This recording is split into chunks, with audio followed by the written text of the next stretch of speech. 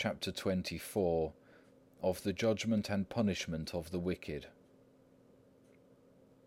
In all that thou doest, remember the end, and how thou wilt stand before a strict judge, from whom nothing is hid, who is not bribed with gifts, nor accepteth excuses, but will judge righteous judgment. O most miserable and foolish sinner, who art sometimes in fear of the countenance of an angry man, what wilt thou answer to God, who knoweth all thy misdeeds?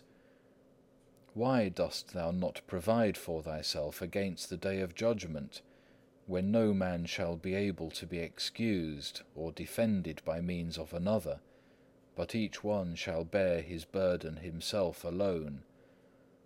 Now doth thy labour bring forth fruit. Now is thy weeping acceptable, thy groaning heard, thy sorrow well pleasing to God, and cleansing to thy soul. Even here on earth the patient man findeth great occasion of purifying his soul.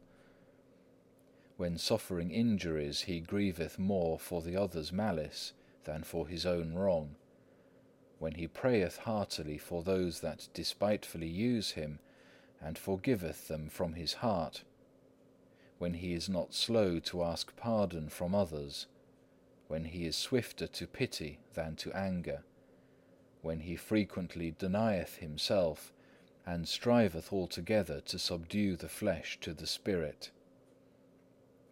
Better is it now to purify the soul from sin, than to cling to sins from which we must be purged hereafter. Truly we deceive ourselves by the inordinate love which we bear towards the flesh. What is it which that fire shall devour, save thy sins?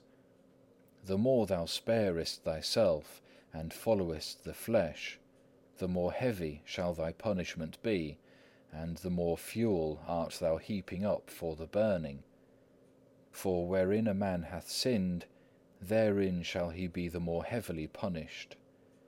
There shall the slothful be pricked forward with burning goads, and the gluttons be tormented with intolerable hunger and thirst. There shall the luxurious and the lovers of pleasure be plunged into burning pitch and stinking brimstone, and the envious shall howl like mad dogs for very grief. No sin will there be which shall not be visited with its own proper punishment. The proud shall be filled with utter confusion, and the covetous shall be pinched with miserable poverty. An hour's pain there shall be more grievous than 100 years here of the bitterest penitence. No quiet shall be there, no comfort for the lost, though here sometimes there is respite from pain, and enjoyment of the solace of friends.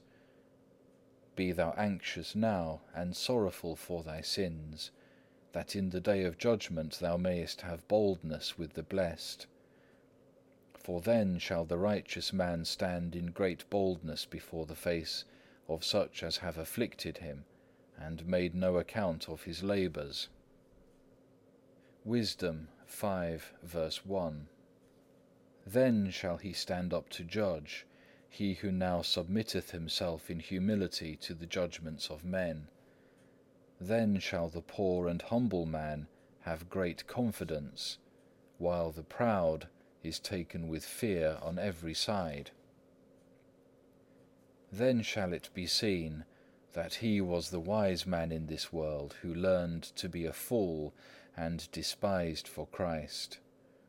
Then shall all tribulation patiently borne delight us, while the mouth of the ungodly shall be stopped.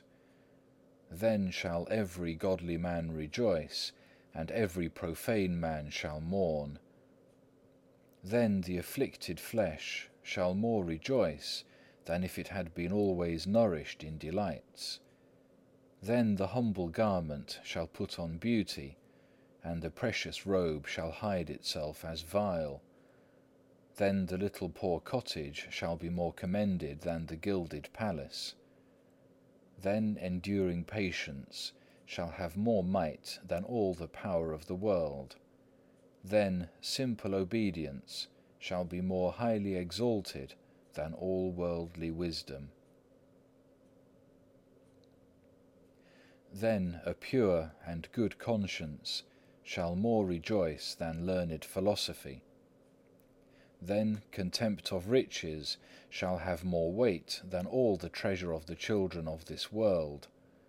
Then shalt thou find more comfort in having prayed devoutly than in having fared sumptuously.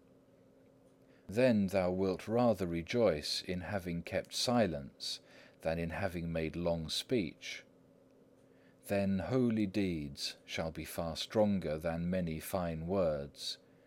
Then a strict life and sincere penitence shall bring deeper pleasure than all earthly delight. Learn now to suffer a little, that then thou mayest be enabled to escape heavier sufferings. Prove first here what thou art able to endure hereafter. If now thou art able to bear so little, how wilt thou be able to endure eternal torments? If now a little suffering maketh thee so impatient, what shall hell-fire do then? Behold, of a surety thou art not able to have two paradises, to take thy fill or delight here in this world, and to reign with Christ hereafter. If even unto this day thou hadst ever lived in honours and pleasures, what would the whole profit thee, if now death came to thee in an instant?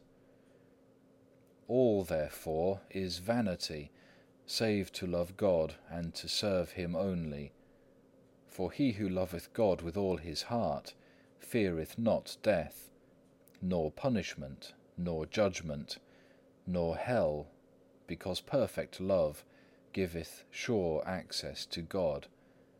But he who still delighteth in sin, no marvel if he is afraid of death and judgment. Nevertheless, it is a good thing, if love as yet cannot restrain thee from evil, that at least the fear of hell should hold thee back. But he who putteth aside the fear of God cannot long continue in good, but shall quickly fall into the snares of the devil.